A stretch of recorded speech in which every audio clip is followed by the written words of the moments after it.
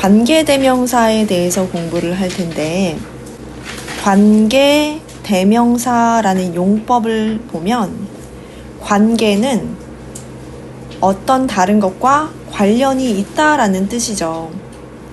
그래서 관계라는 말은 앞에 있는 문장과 뒤에 오는 문장을 이어준다라는 뜻이에요.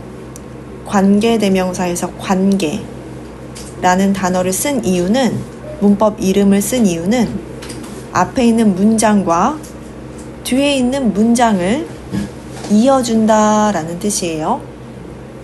앞에 있는 문장과 뒤에 있는 문장을 이어준다라는 뜻이고, 대명사, 우리가 모두 다 알고 있죠. 대명사는 명사를 대신하는 말이에요. 예를 들어서 나는 하나의 사과를 좋아한다. 나는 그것을 먹는다 라고 하면 첫 번째 문장 I like an apple. I eat, E-A-T, eat, I-T.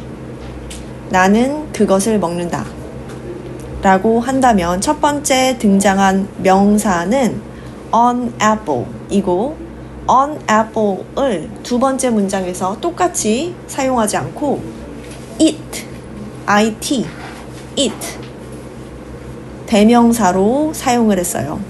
영어에서 한 번 나온 단어를 똑같은 형태로 쓰는 걸 싫어해. 그래서 an apple를 eat로 바꿨죠. 그것을 바로 대명사라고 해요. 그리고 대부분의 사람들이 이야기를 할 때 나는 사과를 좋아한다 라고 하지, 루시는 사과를 좋아한다, 내가 루시인데 루시는 사과를 좋아한다 이렇게 이야기하지 않죠. 자기 자신의 이름이 있어. 이름은 명사야. 그 명사를 대신해서 I라는 대명사를 사용하죠. 알고 있죠? 대명사, 명사를 대신하는 말이에요. 관계대명사라는 문법 용어는, 관계대명사라는 문법 용어는 대명사를 사용해서 앞뒤 문장을 이어주는구나 라는 것을 알 수 있겠지. 빨간색 동그라미 1번을 보도록 할게요. 같이 읽어볼까요? 시작. 관계대명사는 앞에 오는 명사, 이 명사를 우리가 선행사라고 해요. 다시 한번 읽어보죠. 처음부터 시작. 관계대명사는 앞에 오는 명사, 선행사를 수식하는 절을 이끌며 접속사와 대명사의 역할을 동시에 한다. 다시 한번 설명을 해볼게요. 관계대명사라는 것은 앞에 오는 명사, 관계대명사는 어떤 명사를 대신하는 역할을 하면서 앞뒤 문장을 이어주는 역할까지 해요. 두 가지 역할을 동시에 하네요. 그러면 관계대명사 앞에 오는 명사, 관계대명사 앞에는 무조건 명사가 있어야 돼. 다른 게 오지 않고 명사만 올 수 있어요. 그런데 그 명사를 우리가 선행사라고 부르기로 했어요. 선행사라는 것은 앞에 나오는 단어란 뜻이야. 앞에 나오는 단어. 선행사를 수식하는 절을 이끌며, 선행사가 명사인데 그 명사는 항상 수식을 받죠. 형용사는 수식을 하죠. 선행사는 수식을 받고, 왜냐면 선행사는 명사니까. 명사인 선행사 뒤에 관계대명사가 바로 나오고 그 뒤에 문장이 나와요. 관계대명사와 그 문장 전체가 앞에 있는 선행사를 수식해줘요.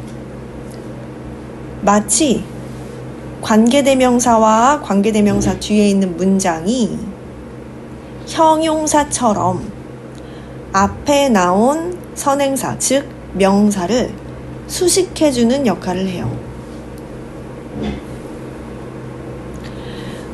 그리고 이제 한 번 더 읽어볼까? 1번 다시 한번 읽어볼까요? 시작. 관계대명사는 앞에 오는 명사, 선행사를 수식하는 절을 이끌며 접속사와 대명사의 역할을 동시에 한다. 왜냐면 관계대명사는 두 문장을 이어주니까 접속사 역할을 하고 동시에 앞에 나온 선행사를 수식을 해주는데 그 관계대명사는 뒤에 나온 문장에 어떤 단어를 대신 말해주는 단어예요. 그래서 우리가 관계대명사라고 하죠. 문장을 살펴보도록 하겠습니다. 1번 아래의 문장, 두 문장을 읽어볼까요? 시작. I have a friend. 무슨 뜻이야? 나는 한 명의 친구가 있다. 두 번째 문장. She lives in Canada. 그녀는 캐나다에 산다. 두 문장을 한 문장으로 이어줄 때 관계대명사가 필요한데 특징이 있어요. 두 문장을 한 문장으로 바꿀 때 관계대명사가 필요한데 그 특징에 대해서 설명을 하도록 할게요. 첫 번째 문장 I have a friend. 두 번째 문장 She lives in Canada에 중첩되는 똑같은 단어, 똑같은 대상을 가리키는 단어가 있어.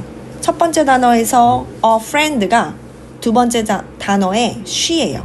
첫 번째 단어의 a friend가 두 번째 단어의 she랑 똑같은 사람이 맞나요? 한국어로 한번 해석해 볼까? 나는 한 명의 친구가 있다. 그녀는 캐나다에 산다. 그 한 명의 친구가 바로 그녀죠. 그래서 이 a friend와 she는 똑같은 사람이에요. 똑같은 사람. 똑같은 사람인데 문장이 각각 문장 1, 문장 2 두 개이기 때문에 따로따로 썼어요. 첫 번째 문장은 명사 a friend로 썼고 두 번째 문장은 명사를 그대로 쓰지 않고 다른 형태로 바꾼다. 대명사로 바꾼다 라고 했기 때문에 she로 바꿨어요. 왜냐면 그 한 명의 친구는 여자이니까. 그래서 she로 바꿨네. 이 두 문장을 한 문장으로 바꾸고 싶어. 그래서 관계대명사를 썼어요. 관계대명사 만드는 방법 설명 시작할게요. 먼저 두 문장이 있어요. 문장 1, 문장 2. 문장 1과 문장 2에 중첩 단어가 있어요. 똑같은 대상을 가리키는 단어가 있어요. 그 단어를 찾는다. 1번 첫 번째 문장과 두 번째 문장의 중첩 단어를 찾는다. 똑같은 대상을 가리키는 단어를 찾는다. 이 문장에서는 a friend와 she가 되겠지. 두 번째는 첫 번째 문장의 중첩 단어까지 쓴다 예요. 첫 번째 문장의 중첩 단어까지 쓴다. 첫 번째 문장의 중첩 단어는 a friend이고 a friend 하고 마침표를 찍었죠. 그래서 I have a friend까지 써요. 그리고 문장이 아직 끝나지 않았어. 이 a friend, 즉 중첩되는 단어, 똑같은 대상을 가리키는 단어는 우리가 선행사라고 부르기로 약속했어요. 이 선행사가 사람인가요? 동물인가요? 사물인가요? 셋 중에 하나 골라볼까? a friend는 사람이죠. 그렇죠. 사람일 때 선행사 뒤에 관계대명사로 who를 쓸 수 있어요. 선행사가 사람일 때 관계대명사로 who를 쓸 수 있어요. 이 who는 두 번째 문장의 무엇을 대신해서 쓴 거예요? she, 그렇죠. 이미 똑같은 대상을 가리키는 단어가 a friend랑 she니까 둘 중에 하나만 쓰고 싶어. 이미 말했잖아.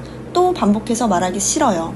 그래서 첫 번째 나온 단어는 그대로 써야 되니까 a friend까지 썼고 그 다음 두 번째 문장에 중첩되는 단어를 관계대명사로 바꿔요. 그런데 그 관계대명사는 선행사에 따라 달라져요.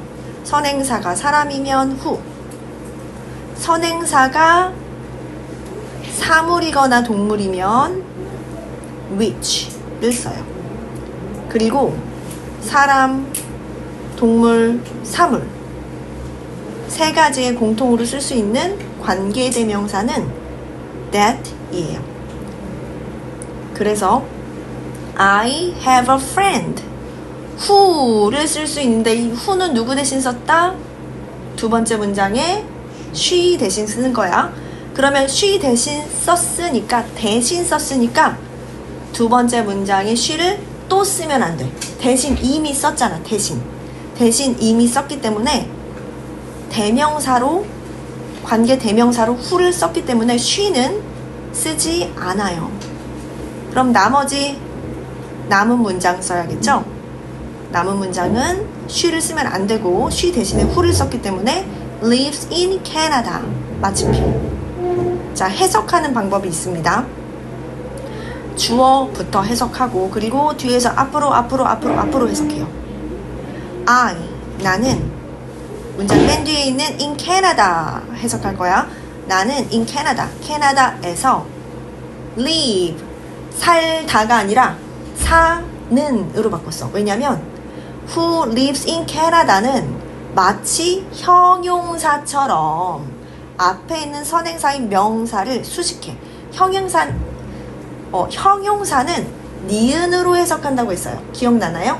형용사는 니은으로 해석한다고 했네. 그래서 살다가 아니라 사는 이라고 해석해요. 사는. 나는 in Canada, 캐나다에 lives, 사는 a friend, 한 명의 친구가 have, 있다. 자, 여기까지 질문 있으면 하고요. 스스로 정리부터 해볼까? I have a friend, 마침표. She lives in Canada, 마침표. 이 두 문장을 한 문장으로 바꾸는 연습을 할 건데 한 문장으로 바꿀 때 관계대명사를 사용해 보세요. 관계대명사 사용해서 나는 문장 만들 수 있다 라고 하는 친구 손 들고 어려운 부분 질문해 주세요. 시작.